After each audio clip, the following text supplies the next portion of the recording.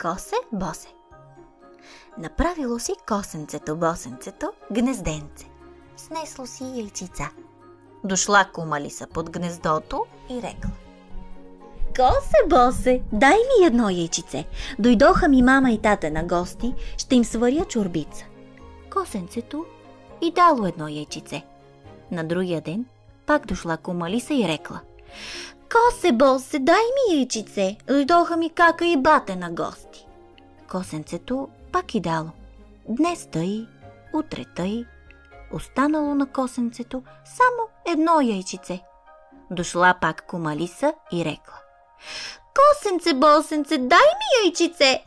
Нямам, лиске, отговорило косенцето. Като нямаш, тебе ще изям. Заплакало косенцето. Дало си и последното яйчице. А на сутринта минало куче през гората.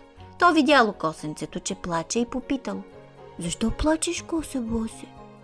Как да не плача, кученце? Всяка сутрин идва кума лиса и ми взема по едно яйчице. Вземи ги всичките. Не можах да си отвъдя пиленца. Тази сутрин пак ще дойде. Нямам какво да й дам. И сега мене ще изяде. Не плачи, косе босе. Аз ще се скрия ей тук в шумата. Като дойде кума лиса да ти иска яйчице, ти речи: Нямам, лиске, яйчице. Ей, там в шумата има кокошчица, не я вземи. Кучето се скрило в шумата. Дошла кума лиса и рекла: Косе босе, дай ми яйчице. Нямам, лиске, яйчице. Имам една кокошчица. Ей, там в шумата, ако искаш, вземи нея. Кума лиса се зарадвала и взела да рови из шумата, а кучето изскочило и я подгонило. Тя бяга, той я гони. Тя бяга, той я гони. Най-после стигнало до дупката си и се скрила. Кучето клекнало пред дупката, чакало да се подаде кума лиса да я хване за шията.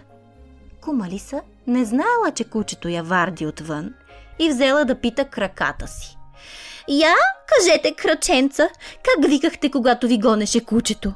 Беш, лиски, да бягаме, беш, лиски, да бягаме.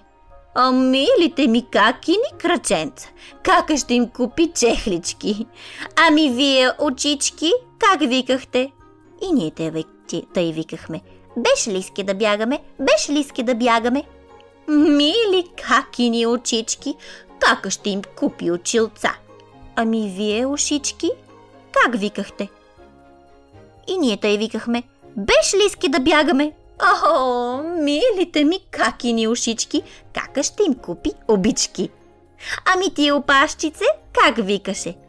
Дръж, куче, лиса за опашката. Дръж, куче, лиса за опашката. Тъй ли? Чакай да те дам на кучето. И кума лиса си подала опашката навън. А кучето в този момент я хванало за опашката и почнало да я тегли.